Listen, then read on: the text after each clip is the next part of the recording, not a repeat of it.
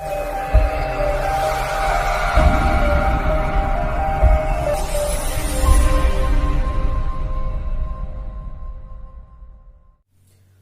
दोस्तों, मैं Neeraj Kumar educational trip में आप लोगों का स्वागत करता हूं।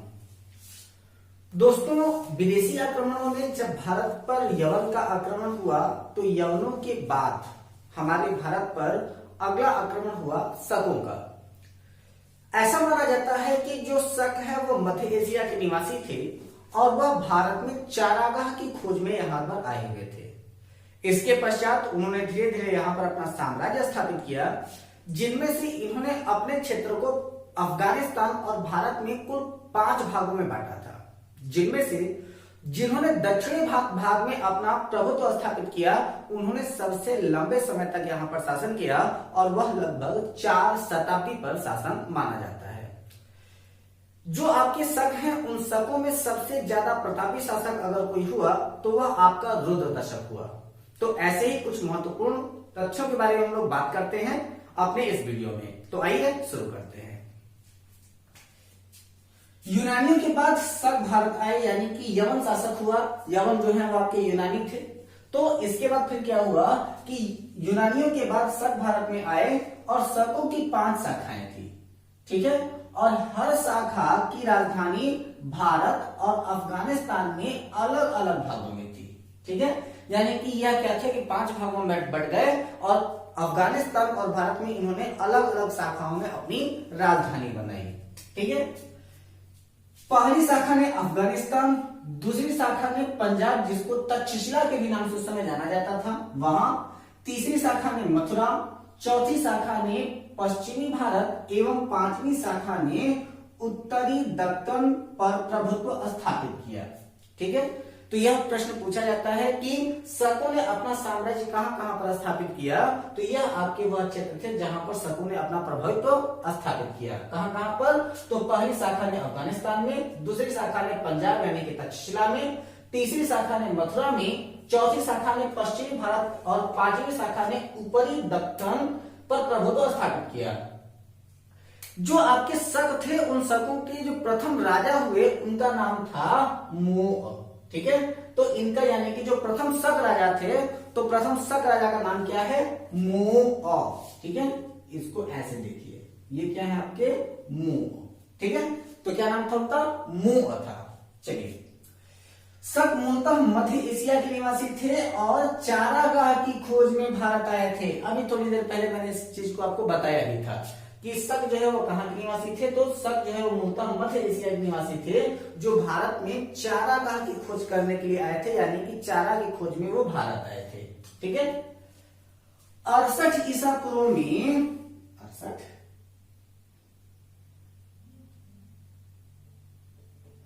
58 ईसा पूर्व में उज्जैन के स्थानीय राजा ने शकों को पराजित करके बाहर खदेड़ दिया था, ठीक है। यानी कि 58 ईसा पूर्व में शकों को पराजित किया एक राजा ने जो वहां का स्थानीय राजा था, और उसने उनको पराजित करने के बाद एक महत्वपूर्ण उपाधि धारण किया जिसे विक्रमादित्य के नाम से जाना जाता है, ठीक है। तो 58 ईसा पूर्व में उज्जैन के स्थानीय राजा ने शकों को पराजित कर बाहर खदेड़ दिया और विक्रमादित्य की उपाधि धारण किया, ठीक है। यह विक्रमादित्य की उपाधि धारण करने वाला प्रथम राजा था। और अब तक जो है वो कई सारे ऐसे राजा हैं जिन्होंने विक्रमादित्य की उपाधि धारण की हुई है। उनकी संख्या 14 है, जिनमें से जो आपके चंद्रगुप्त द्वितीय था, जिसने चंद्रगुप्त द्वितीय ने जब विक्रमादित्य की उपाधि धारण की तो वह सबसे ज्यादा प्रतापी शासक विक्रमादित्य उपाधि का माना जाता है, ठीक है। तो यही क्वेश्चन पूछा जाता है कि विक्रमादित्य उपाधि धारण करने वाला सबसे प्रतापी शासक कौन था? तो वह आपका चंद्रगुप्त द्वितीय था, ठीक है। शकों पर विजय के उपलक्ष्य में 58 ईसा पूर्व से एक नया संवत चलाया गया जिसे विक्रम संवत के नाम से जाना जाता है, ठीक है। यानी कि शकों के विजय के उपलक्ष्य में 58 ईसा पूर्व से एक नया संवत चला जिसे विक्रम संवत के नाम से जाना जाता है, जिसको हम लोग विक्रमी संवत कहते हैं। आप लोगों ने पंचांग वगैरह देखा होगा तो आपको पता होगा कि यहाँ पर 2 प्रकार के संवत हमारे यहाँ चलते हैं पंचांग में। एक विक्रमी संवत चलता है और दूसरा आपका शक संवत चलता है। शक संवत के ही आधार पर आपका भारतीय सरकार जो है वो काम करती है। तो भारत सरकार किस पंचांग के आधार पर कार्य करती है? तो वह आपके शक संवत के आधार पर कार्य करती है। ठीक है, तो 58 ईसा पूर्व से एक नया संवत जिसको विक्रमी संवत के नाम से जाना जाता है, नाम से प्रारंभ हुआ। उसी समय से विक्रमादित्य एक लोकप्रिय उपाधि बन गई जिसकी संख्या भारतीय इतिहास में 14 तक है। कितने राजाओं ने अब तक विक्रमादित्य की उपाधि धारण किया है? तो 14 राजाओं ने अब तक विक्रमादित्य की उपाधि को धारण कर रखा है।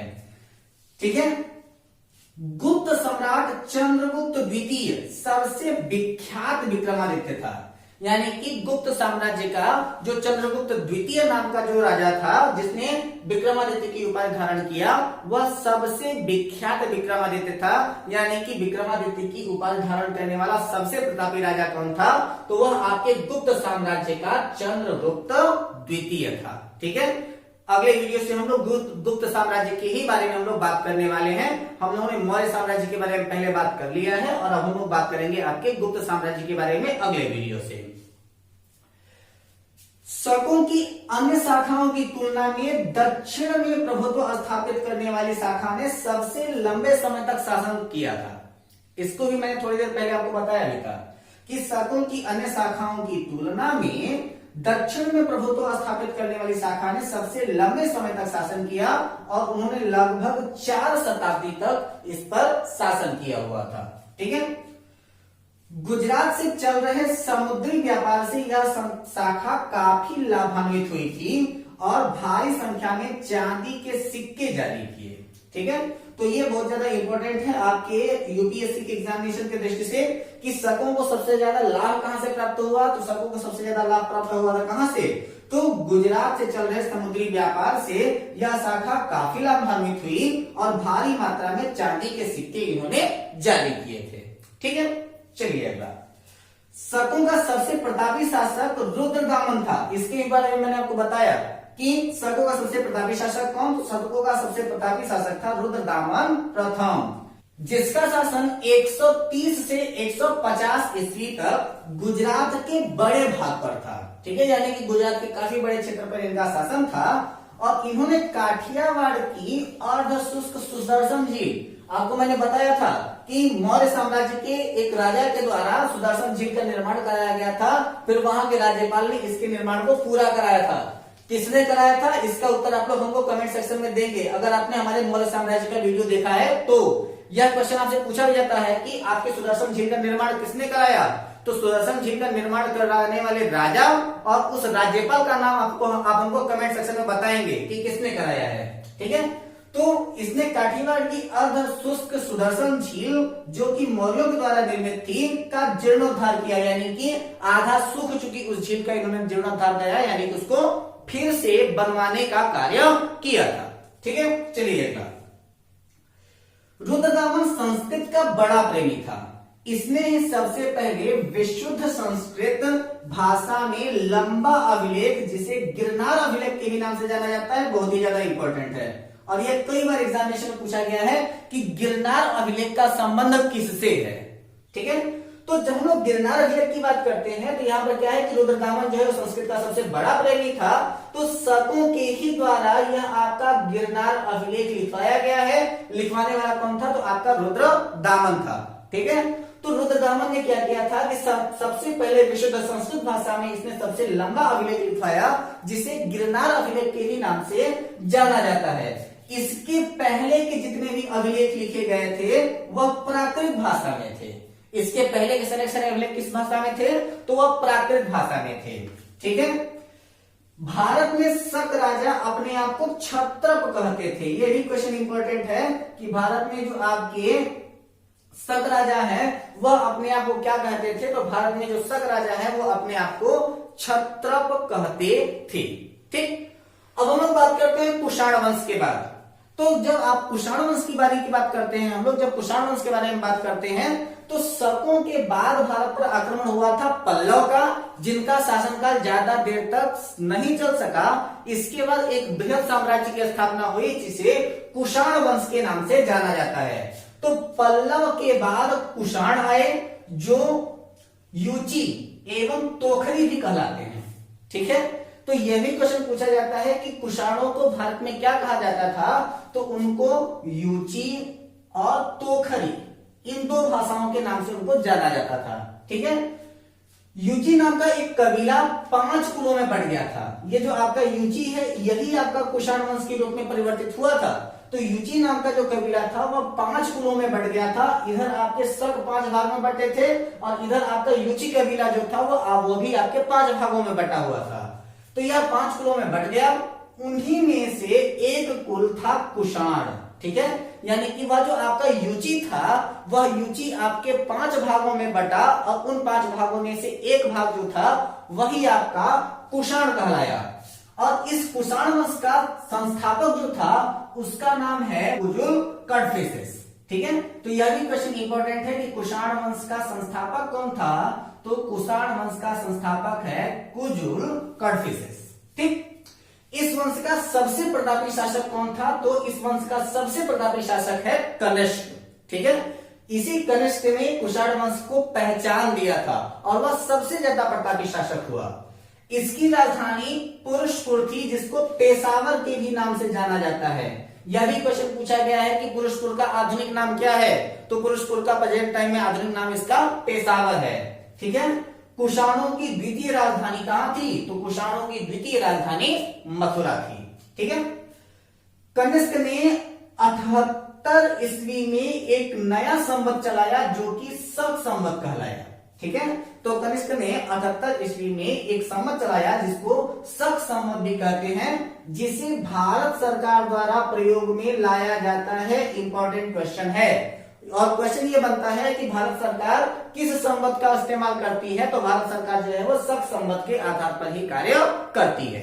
ठीक है, बौद्ध धर्म की चौथी संगति जो है वो कनिष्क के शासनकाल में हुई थी। कहां पर, आपके कुंडलवन में। और कुंडलवन कहां पड़ता है, आपके कश्मीर में पड़ता है। और आपको मैं बता दूं कि चौथी बौद्ध संगति के जो अध्यक्ष थे जिनका नाम वसुमित्र था वह कनिष्क के दरबारी भी थे। ठीक है, तो बौद्ध धर्म की चौथी बौद्ध संगति जो थी वह आपके कनिष्क के शासनकाल में कुंडलवन यानी कि कश्मीर में हुई थी और प्रसिद्ध बौद्ध विद्वान वसुमित्र की अध्यक्षता में हुई थी। और यह जो आपके वसुमित्र हैं वह आपके कनिष्क के दरबारी भी रहे हैं। ठीक है, चलिए, कनिष्क बौद्ध धर्म का महायान का अनुयायी था। यह भी आपका क्वेश्चन पूछा जाता है कि कनिष्क किस धर्म का अनुयायी था, तो कनिष्क जो है वो आपके बौद्ध धर्म का अनुयायी था। और बौद्ध धर्म आपको पता है कि 2 भागों में बढ़ गया था, एक आपका हीनयान और दूसरा आपका महायान।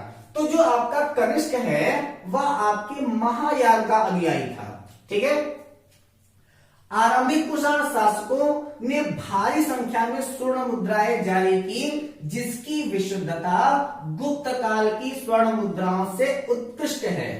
ठीक है, तो जो आरंभिक कुषाण शासक थे जिनमें से आपका कनिष्क तक जितने भी आपके शासक हुए उन्होंने सबसे ज्यादा मात्रा में स्वर्ण मुद्राओं को जारी किया था, जिसकी शुद्धता गुप्त काल की स्वर्ण मुद्राओं से उत्कृष्ट है। यानी कि प्रारंभ में आपके कनिष्क तक जो है जो कुषाण शासक थे उन्होंने सबसे ज्यादा मात्रा में स्वर्ण मुद्राएं जारी किया था, जो कि बहुत ही ज्यादा शुद्ध सोने की बनी हुई और स्वर्ण मुद्राएं थी। ठीक है, कनिष्क का राजवैद्य आयुर्वेद का विख्यात विद्वान चरक था। ठीक है, यानी कि कनिष्क के ही दरबार में ऐसा कहा जाता है कि भारतीय शल्य चिकित्सा का जनक, जिसे चरक के नाम से जाना जाता है, जिन्होंने चरक संहिता नाम की पुस्तक लिखी थी जो कि आपके आयुर्वेद शास्त्र के ऊपर आधारित है। तो आयुर्वेद का सबसे बड़ा विद्वान चरक जो है वह आपके कनिष्क का ही राजवैद्य था। ठीक है, जिसने चरक संहिता की रचना की। महाविभाष सूत्र के रचनाकार वसुमित्र हैं। ठीक है, यह भी प्रश्न पूछा जाता है कि महाविभाष सूत्र के रचनाकार कौन है, तो महाविभाष सूत्र के रचनाकार वसुमित्र हैं और इसे ही बौद्ध धर्म का विश्वकोश कहा जाता है। यह भी 2 प्रश्न आपकी एक एक लाइन में आपके बन सकते हैं, इंपॉर्टेंट हो सकते हैं कि बौद्ध धर्म का विश्वकोश किसे कहा जाता है, तो बौद्ध धर्म का विश्वकोश जो है वह आपके महाविभाष को कहा जाता है। ठीक है, और महाविभाष के रचनाकार कौन है, तो महाविभाष के रचनाकार हैं आपके वसुमित्र। ठीक है, कनिष्क का राजकवि अश्वघोष ने बौद्धों का रामायण बुद्ध चरित की रचना की थी। ठीक है, बौद्धों का रामायण, ये थोड़ा सा इंपॉर्टेंट फैक्ट है, ये थोड़ा सा समझने वाली चीजें हैं। ठीक है, तो यहां पर आपके कनिष्क का जो दरबारी कवि था, जो राजकवि भी कहा जाता है, वह था आपका अश्वघोष। और अश्वघोष ने क्या किया था कि बौद्धों का रामायण, जिसे बुद्ध चरित के नाम से जाना जाता है, उसकी रचना किया था। ठीक, इसके अलावा कनिष्क के राज दरबार में कौन थे? तो कनिष्क के राज दरबार में थे आपके वसुमित्र, पार्श्व, नागार्जुन, महाचेत और संघरक्ष। ये सब के सब आपके कनिष्क के दरबार में थे। और आपको इंपॉर्टेंट बात जानकर के बहुत ही ज्यादा आश्चर्य होगा और बहुत ज्यादा अच्छा लगेगा, अपनी भारतीयता के ऊपर आपको गर्व होगा कि सर अल्बर्ट आइंस्टीन ने जिसकी थ्योरी के अकॉर्डिंग अपनी रिलेटिविटी की थ्योरी दिया, उस रिलेटिविटी को खोजने वाला अल्बर्ट आइंस्टीन नहीं बल्कि भारत का एक गणितज्ञ है, जिसका नाम है नागार्जुन। आइंस्टीन से पहले ही नागार्जुन ने रिलेटिविटी की थ्योरी यानी कि सापेक्षता के सिद्धांत को सिद्ध कर दिया था। और इसका प्रमाण मिलता है कि भारत का आइंस्टीन नागार्जुन को कहा जाता है। और इनकी पुस्तक क्या नाम इनकी पुस्तक का? ये रहा इनकी पुस्तक का नाम, ध्यान दीजिएगा और बहुत ही ज्यादा इंपॉर्टेंट है, नाम है माध्यमिक सूत्र। तो इनकी पुस्तक माध्यमिक सूत्र में नागार्जुन ने सापेक्षता के सिद्धांत को प्रस्तुत किया था।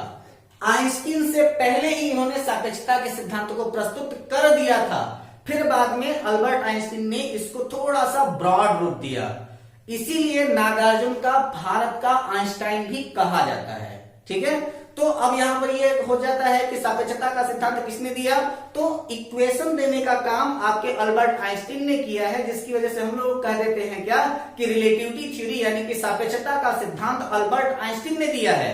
लेकिन वास्तविकता यह है कि उनके पहले ही माध्यमिक सूत्र में नागार्जुन ने गणितीय भाषा में आपके सापेक्षता का सिद्धांत दे दिया था। ठीक है, चलिए अगला, कनिष्क की मृत्यु 102 ईस्वी में हो गई थी और कुषाण वंश का अंतिम शासक जो है वो आपका वसुदेव था। ठीक है, तो कनिष्क की मृत्यु कब हुई? तो कनिष्क की मृत्यु हुई 102 ईस्वी में। और कुषाण वंश का अंतिम शासक कौन था? तो कुषाण वंश का अंतिम शासक आपका वसुदेव था। ठीक है, गांधार शैली एवं मथुरा शैली, यह जो है वो आपकी दो प्रसिद्ध कृतियां हैं, यानी कि दो प्रसिद्ध कलाएं हैं, कलाकृति की कलाएं हैं, जिसका विकास कनिष्क के शासनकाल में सबसे ज्यादा हुआ। और इसके बारे में क्वेश्चन पूछा गया है, कई बार गांधार शैली से प्रश्न पूछा गया है, खासकर आपके यूपी टेट की परीक्षा में और आपकी यूपी पीसीएस की परीक्षा में, lower PCS and higher PCS. और एक बार ऐसा हुआ था कि बीईओ की परीक्षा में भी यह प्रश्न पूछा गया था कि गांधार शैली जो और मथुरा शैली, इन दोनों का विकास किसके शासनकाल में सबसे ज्यादा हुआ था। और कई बार क्वेश्चन ये पूछा है कि गांधार शैली का विकास किसके शासनकाल में सबसे ज्यादा हुआ था। तो गांधार शैली का विकास सबसे ज्यादा हुआ है किसके शासनकाल में? कनिष्क के शासनकाल में सबसे ज्यादा हुआ था। ठीक है, रेशम मार्ग पर नियंत्रण रखने वाले शासकों में सबसे प्रसिद्ध जो है वो आपके कुषाण थे। ठीक है, तो रेशम मार्ग पर नियंत्रण रखने वाले सबसे प्रसिद्ध शासक कौन है? तो रेशम मार्ग पर नियंत्रण रखने वाले सबसे प्रसिद्ध शासक जो है वो आपके कुषाण वंश के सभी लोग थे। यानी कि कुषाण जो है वो आपके रेशम मार्ग पर नियंत्रित करने वाले सबसे प्रसिद्ध लोग थे, यानी कि सबसे प्रमुख लोग थे। रेशम बनाने की तकनीक का आविष्कार सबसे पहले चीन में हुआ था। चीन का नाम याद है ना, वही वो, हाँ, छोटी छोटी आंख वाला। ठीक, तो रेशम बनाने की तकनीक का आविष्कार सबसे पहले कहां पर हुआ? तो रेशम बनाने की तकनीक का सबसे पहले आविष्कार हुआ है चीन में।